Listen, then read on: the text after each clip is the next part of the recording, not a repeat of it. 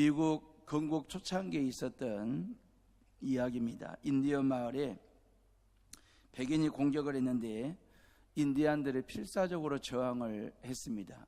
백인 군대 수로 보나 가지고 있는 무기 성능으로 보나 쉽게 끝날 전쟁일 거라고 생각을 했는데 의외로 전투가 길어지게 되었고, 또한 나름대로 금방 끝날 줄 알았던 그 전쟁이 인디안들의 저항으로 인하여 상당한 좀 시간이 길어지게 됐습니다.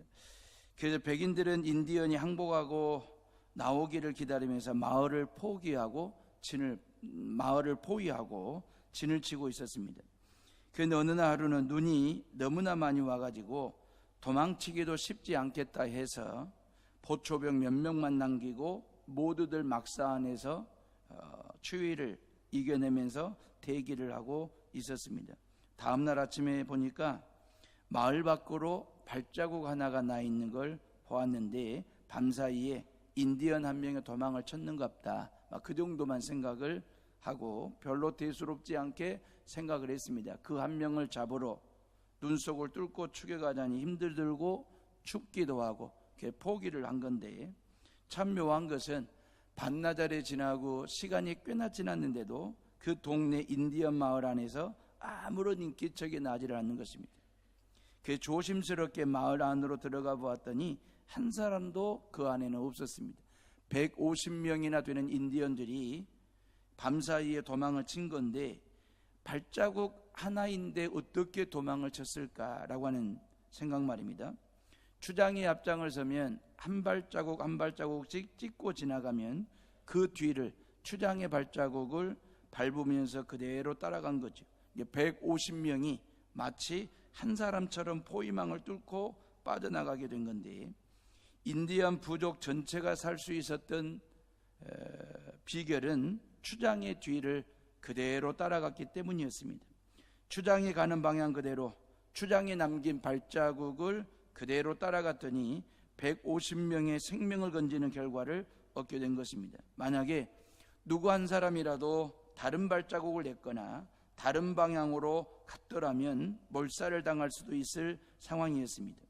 추장의 뒤를 그대로, 추장이 간 방향 그대로 따라갔더니 전부가 사는 기적을 체험하게 된 것입니다. 사도 바울이 고린도전서 11장 1절 말씀에 내가 그리스도를 본받는 자 된 것처럼 너희는 나를 본받는 자가 되라 그랬거든요. 내가 예수 그리스도 뒤를 바짝 따라붙어 주님의 뒤를 따라갈 테니 당신들은 내 뒤를 바짝 붙어서 따라올 것을 이야기한 거죠. 그러니까 사도 바울은 예수 그리스도를 본으로 삼고 그 예수님의 뒤를 따르는 자가 되었고, 그리고 예수 그리스도를 믿는 모든 성도들이 다 그렇게 사도 바울의 뒤를 따라가는 삶을 사는 것 말입니다. 사도 바울은 예수님의 발자국을 그대로 따라가고, 우리는 사도 바울의 발자국을 그대로 따라가는 것이 바로 신앙의 길이고 천국 가는 길인 줄 믿습니다. 예수님을 잘 믿는다라고 하는 말은 다른 게 아닙니다. 주님의 발자국을 그대로 따라간다는 말입니다. 주님이 가신 방향으로 그대로 따라가는 것이고, 주님이 밟으신 그곳을 밟는 것이 예수님 잘 믿는 신앙인 것입니다. 성탄절은 예수님께서 이 땅에 구원의 길을 내시기 위해서 오신 날입니다. 구원의 방향을 바로잡아주기 위해서 오신 날이 성탄절입니다. 2018년 성탄절을 맞이한 우리 해오름의 식구들이요, 저에게는 꿈이 하나 있습니다. 그것은 저와 여러분 모두가 다 이 땅에 메시아로 오신 예수 그리스도를 추장으로 모시고 그분이 걸어가신 십자가의 길을 그대로, 구원의 길을 그대로 따라가는 꿈 말입니다. 예수님이 내신 구원의 길을 그대로 걸어가는 꿈, 어떤 유혹에도 곁길로 나가지 않고 어떤 유혹에도 곁눈질하지 아니하고 오직 예수님만 바라보면서 살아가는 삶 말입니다. 제가 주님의 뒤를 바짝 따라붙어 따라가고, 우리 장로님들이 제 뒤를 따라오시고, 그리고 모든 성도들과 교회 학교 아이들이 예수님을 따르는 꿈 말입니다. 예수님이 남기신 발자국을 그대로 밟고 따르는 것 말입니다.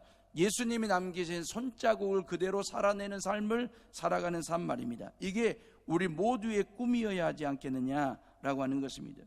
조금 전에 아빠 엄마 품에 안겨가지고 성부와 성자와 성령의 이름으로 유아 세례를 받은 모든 갓난 아이들, 이 친구들도 평생 주님의 발자취를 따라가는, 그래서 평생 주님의 손자국이 남긴 대로 그렇게 살아내는 그러한 어린아이들, 자녀들 다 되시기를 주님의 이름으로 축원합니다. 갓난아이들에게 유아 세례를 베푸는 것은 부모님들이 예수님의 발자국, 손자국을 잘 따라 살겠습니다. 그리고 이 아이들도 예수님의 발자국 잘 따르도록 걷도록 키우겠습니다라고 하는 신앙의 고백과 결단하는 신앙을 확인하고 유아 세례를 베푸는 것이거든요. 사도 바울처럼 엄마 아빠가 예수님을 본받아 살아야 애들이 그 부모님을 본받아 살게 되는 믿음의 길을 걷게 되는 것이니까요. 하나님은 이사야 선지자를 통해서 예수님께서 어떠한 삶을 살 것인지를 말씀해 주셨는데, 이 이야기는 아기 예수님을 메시아로 믿고 살 그리스도인들이 걸어야 할 삶의 발자국이 뭔지를 말씀해 주는 거거든요. 성탄은 이렇게 역사의 변화를 가져다 준 사건이 되었습니다. 성탄은 이렇게 한 사람의 변화, 한 시대의 변화, 그리고 역사를 변화시키는 힘이 되고 시작점이 되었다라고 하는 것입니다. 이사야 61장의 예언은 바벨론 포로 중에 있는 이스라엘 백성들에게 다시 회복시켜 줄 거에 대한, 그리고 다시 주권 국가로 만들어 주겠다라고 하는 약속이 담겨져 있는 말씀이거든요. 메시아, 즉 하나님의 아들 되신 예수 그리스도를 보내셔서 이 일을 반드시 이루시겠다라고 하는 약속의 말씀입니다. 이게 메시아가 걸어가야 할 발자국, 어떤 발자취냐면 1절로 3절에 있는 말씀이 우리에게 보여주시는데, 실제로 이 이사야의 예언대로 예수님은 700년 후에 유대 땅 베들레헴에 성탄하신 거고요. 그리고 메시아로서의 사역을 30세에 시작하시고 33살에 십자가 죽음과 부활을 통하여 구원 사역을 완성하셨습니다. 700년 전에 예언된 약속을 그대로 성취하신 예수님. 누가복음 4장에 보면 예수님께서 갈릴리를 중심으로 해서 공생의 사역을 시작하시다가 고향 땅 나사렛 동네를 찾아가십니다. 늘 하시던 대로 안식일 날에 회당에 가셔서 두루마리 형태로 된 성경을 받아가지고 한 곳을 찾아 읽었는데, 그곳이 바로 1절 말씀이거든요. 우리 다 같이 이사야 61장 1절 말씀을 다시 한번 읽도록 하겠습니다. 주 여호와의 영이 내게 내리셨으니 이는 여호와께서 내게 기름을 부으사 가난한 자에게 아름다운 소식을 전하게 하려 하심이라. 나를 보내사 마음이 상한 자를 고치며 포로된 자에게 자유를, 갇힌 자에게 노임을 선포하며. 그래서 이 말씀을 그대로 읽으신 다음에 누가복음 4장 21절에 뭐라고 말씀하시냐면, 이 글이 오늘 너희에게 응하였느니라 그랬거든요. 이 예언의 말씀대로 너희들에게 그대로 성취가 되었다라고 말씀하시면서 예수님께서 이사야 61장에 있는 말씀을 마음에 새기시고 이 말씀대로 사역을 하셨거든요. 그러니까 주님이 걸어가신 발자국과 손자국이 이 말씀에 있고, 우리가 걸어야 할 발자국이 바로 이 말씀 속에 있다라고 하는 것입니다. 1절 말씀에 주 여호와의 신이 내게 임하셨으니 이는 여호와께서 내게 기름을 부으사, 그리 말씀하셨어요. 메시아의 사역은 성령의 임재, 성령의 기름 부으심을 통하여 예수 그리스도께서 메시아 사역을 감당하시게 되었다, 시작하시게 되었다라고 하는 얘기거든요. 일찍이 이사야 11장 2절에도 같은 예언이 기록되어 있는데, 이새의 줄기에서 한 싹이 나며 그 뿌리에서 한 가지가 나서 결실할 것이요 여호와의 신 곧 지혜와 총명의 신이요 모략과 재능의 신이요 지식과 여호와를 경외하는 신이 그 위에 강림하시리니 그랬거든요. 예수님은 성령으로 잉태되었습니다. 공생애를 시작하실 때에 성령이 예수님께 강림하셨습니다. 누가복음 4장 1절에 보면 예수님께서 성령의 인도를 받으셨습니다. 누가복음 4장 14절을 보면 예수님께서 성령의 권능으로 갈릴리 지역에서 사역을 하셨습니다. 누가복음 10장 21절을 보면 예수님께서 성령으로 기뻐하셨다라고 말씀하셨습니다. 예수님은 철저하게 성령과 함께 협력하셨고 성령을 빼놓고 그 어떤 사역도 한 적이 없습니다. 철저하게 성령과 동행하셨고 그 성령과 팀워크를 이루셔서 성령의 인도하심과 함께하심을 통하여 모든 일들을 행하셨다라고 하는 거죠. 우리가 믿는 예수님은 어떤 분이십니까? 전지하신 분, 모든 것을 다 알고 계시는 분, 전능하신 분, 모든 일을 다 행하시는 분. 전지전능하신 그 예수님께서도 당신의 거룩한 공생의 메시아 사역을 감당하실 때에 얼마든지 혼자 무엇이든지 다 하실 수 있는 분임에도 불구하고 성령의 기름 부으심을 통하여 성령과 협력하시고 성령과 의논하시고 성령과 팀워크를 통해서 하나님의 거룩한 사역을, 공생의 사역을 감당하시다가 우리에게 구원의 발자국을 남겨주시고 구원의 성령의 발자국을 우리에게 허락하신 분이 바로 예수 그리스도 말입니다. 사랑하는 헤어롬의 식구들이여, 하나님은 성령의 능력 없이, 하나님의 도우심 없이 하나님의 일을 하려고 하는 사람을 가장 안타까워하라 하십니다. 하나님의 일은 성령의 도우심으로 하는 겁니다. 내 힘으로나 능으로 할 수 있는 게 아니라 오직 성령의 인도하심과 도우심으로 하는 것입니다. 그럴 때에 사랑과 일학과 화평과 오래 참음과 자비와 양선과 충성과 온유와 절제와 같은 성령의 9가지 열매를 맺는 삶을 살아가는 것이니까요. 신앙은 내적인 고백만으로 되는 게 아니고 행위를 통하여 나타나야 되는데, 성령을 따라 행할 때에 그 말이에요, 그리스도를 닮을 수 있고 그리스도를 닮은 증거가 뭐냐면 이러한 열매들이 여러분들의 삶과 신앙 가운데서 주렁주렁 맺히게 된다라고 하는 거죠. 성령의 열매는 그리스도의 품성을 얘기하는 것입니다. 성령의 열매는 내가 맺는 것이 아니라 우리 안에 거하시는 성령이 맺게 하시는 열매가 되는 것입니다. 성령의 열매를 단수로 표현하고 있어요.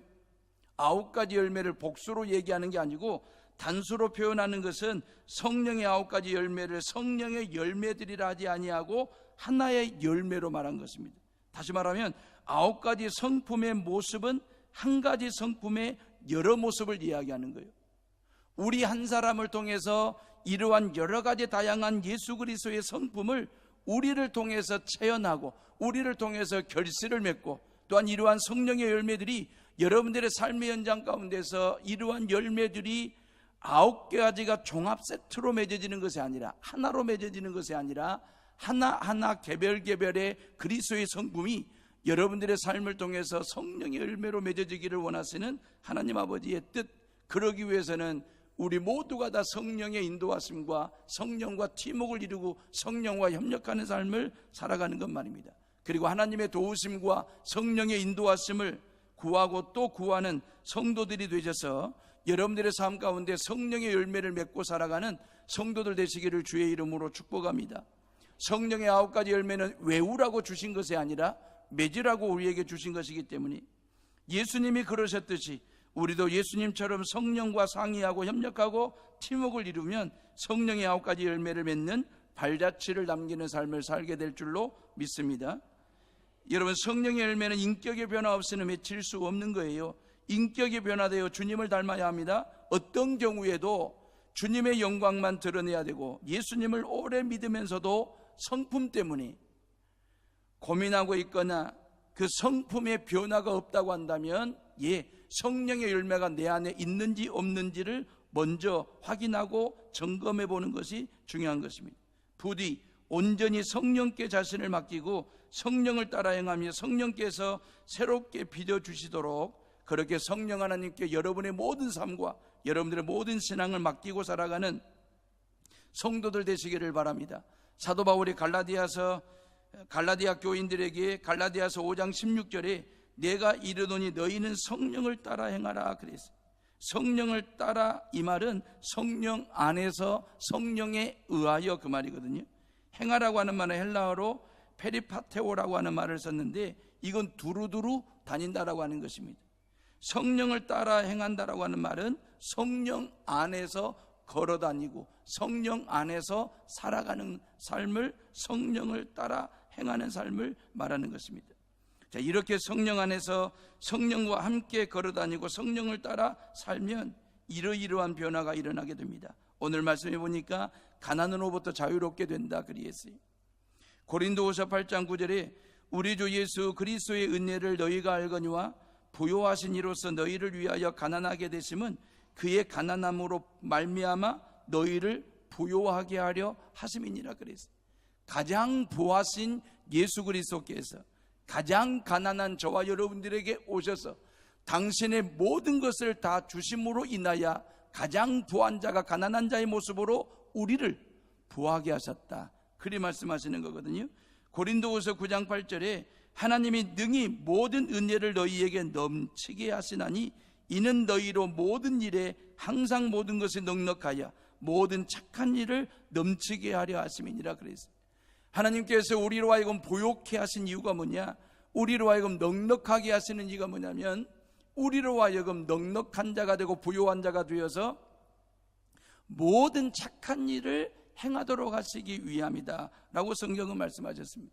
그럼 우리가 이 부요함이라고 하는 것, 이 넉넉함이라고 하는 것은 나 한 사람이 부요하고 넉넉함으로 끝나는 것이 아니라 하나님께서 내게 주신 그 부요함과 넉넉함을 통하여 내 모든 주변 사람들과 함께 더불어 덩달아 부요함을 누리고 넉넉함을 누리는 것 말입니다. 그럼 이 부요함과 넉넉함은 뭘 얘기하냐면 물질을 말하거나 소유를 말하는 것이 아니라 인격과 존재를 말하는 것이거든요. 내가 예수 그리스도를 구주로 믿고 영접하여 성령의 기름 부으심을 통하여 성령 안에 따라 행하는 삶을 통해서 내가 성령의 품성이 되시는 9가지 열매를 주렁주렁 맺게 되면 그것이 바로 내게 존재가 되고 그것이 바로 내게 인격이 되는 거 아니겠습니까? 이런 변화된 삶을 통하여 나뿐만 아니라 내가 예수님 믿고 변화가 되면 내 가족의 변화가 일어나는 것이고 우리 가정의 변화가 되면 지역사회가 변화가 되는 것이고 지역사회가 변화가 되면 나라와 민족의 변화가 되는 줄로 믿습니다.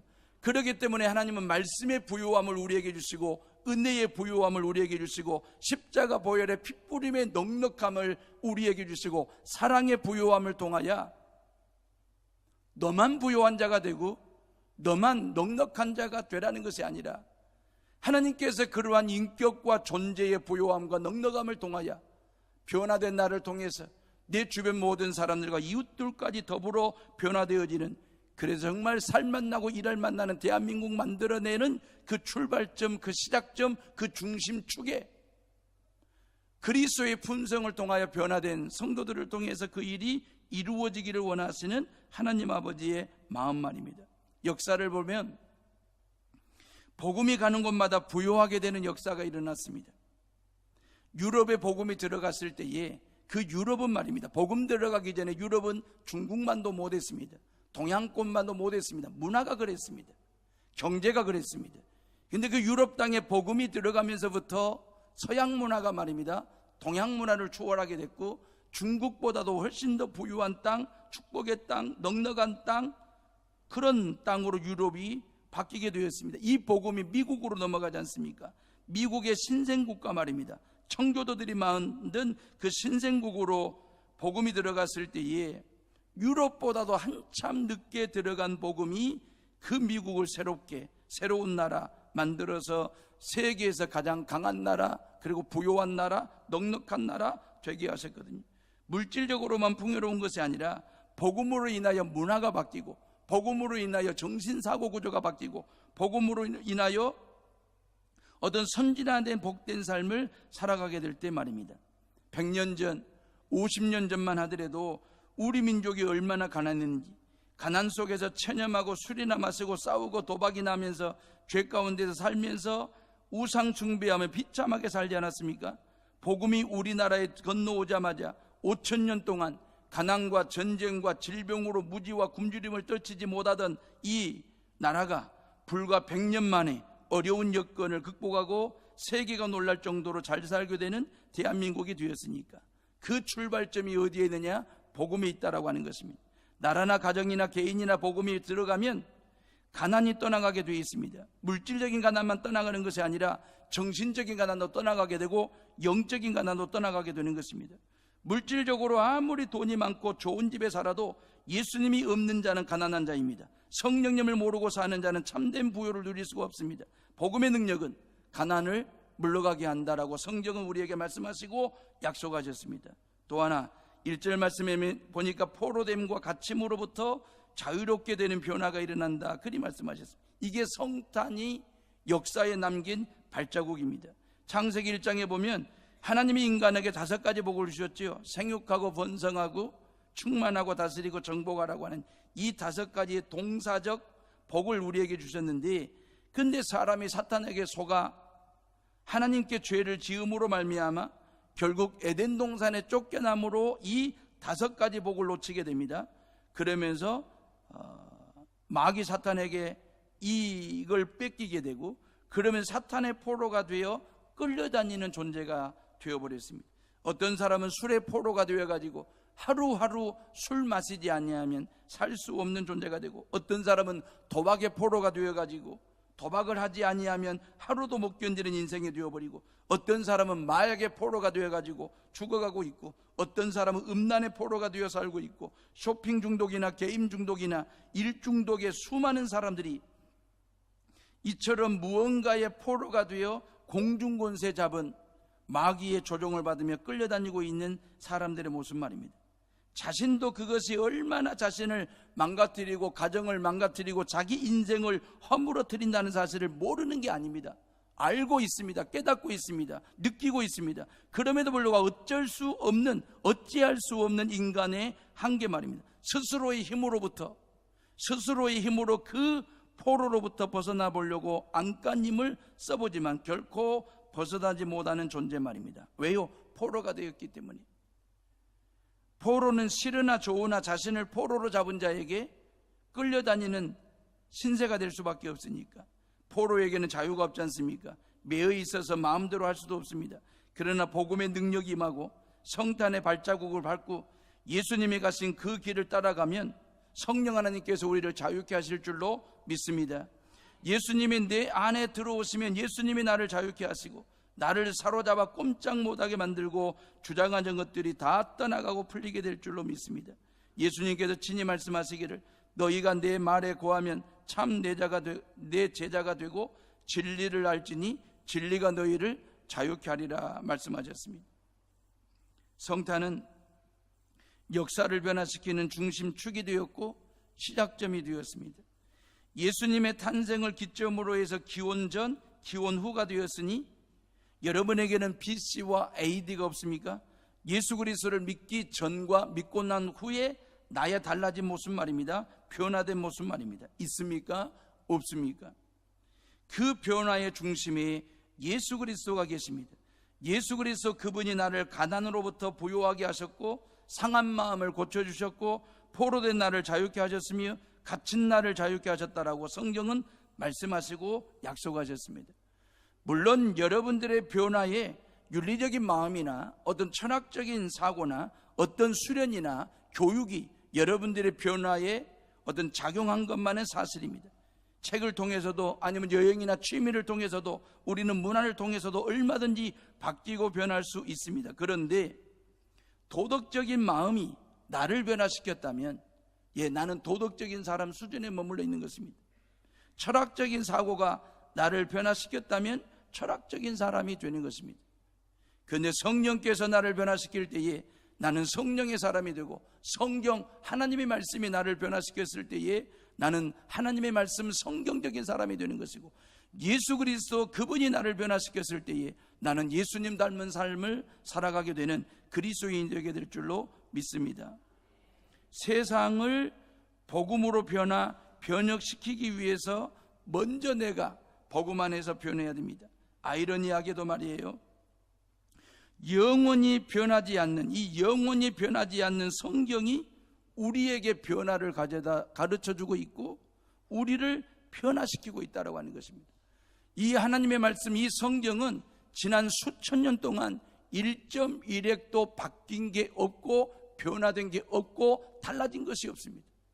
하나님의 말씀은 예나 지금이나 앞으로 이 말씀은 이 말씀 그대로 우리에게 주어지는 하나님의 말씀이 될 겁니다. 전혀 변하지 않는 하나님의 말씀이 나를 변화시키고 우리 가정을 변화시키고 나라와 민족을 변화시키고 교회를 변화시킨다라고 하는 것이 얼마나 귀한지. 왜요? 이 하나님의 말씀이 바로 생명 있는 하나님의 말씀이시고 우리의 성령의 인도하심이 있는 생명의 말씀이 있기 때문에 가능한 것입니다.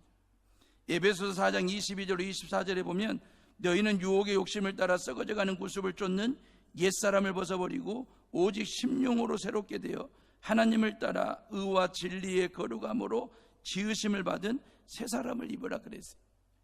옛것을 버리고 새롭게 변화되라. 옛 습관을 버리고 이제는 성령으로 새로워지라고 말씀하셨고 로마서 12장 2절에 보면 너희는 이 세대를 본받지 말고 오직 마음을 새롭게 함으로 변화를 받아 하나님의 선하시고 기뻐하시고 온전하신 뜻이 무엇인지 분별하도록 하라. 다시 말하면 성경은 우리에게 끊임없이 변함없이 우리에게 변화를 요구하십니다. 주님을 믿고 구원받아 새로운 피조물이 되었으면 새로운 피조물답게 변해야 된다라고 하는 것입니다. 이처럼 하나님께서는 우리에게 변화하라, 새롭게 변화를 추구하라고 명령하셨습니다. 우리는 헬렌 켈러를 잘 압니다. 그녀는 눈으로 볼 수도 없었고 귀로 듣지도 못했고 말도 하지 못하는 삼중고 중증장애를 앓는 여인이었습니다. 그런 헬렌 켈러가 설리반이라고 하는 선생님을 만나가지고 그녀를 통하여 믿음을 통해서 새로운 사람으로 변하게 됩니다. 박사학위를 2개나 받았고 4개 국어를 능통할 정도로 그렇게 말할 수 있는 사람이 되었습니다.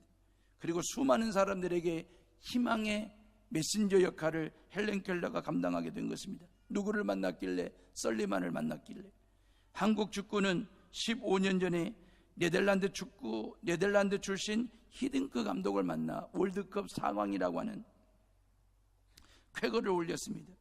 월드컵 16강은커녕 1승도 올리지 못했던 수준에서 항상 한국 축구는 월드컵에 나가기만 하면 몰매를 맞는 축구를 했는데 히딩크를 만나서 지금의 한국 축구를 만들어냈습니다.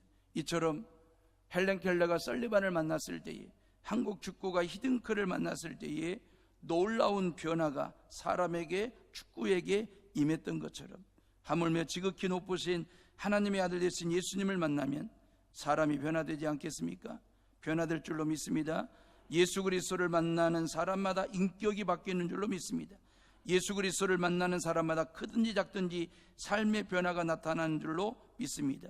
개인이나 가정이나 지역에 상관없이 예수님께서 들어가시는 곳에 새로운 변화 역사가 일어나는 줄로 믿고, 이제 우리 모두가 다 이 2017년 마지막 이 즈음에 예수 그리스도께서 우리에게 주고 가신, 걸어가신 그 주님의 발자국, 그 주님의 발자취, 그 주님이 남기신 손자국을 따라 걷고 걸으면서 예수님처럼 살고 예수님이 가신 그 길을 걸어가는 우리 모두가 다 되시기를 주의 이름으로 축복합니다.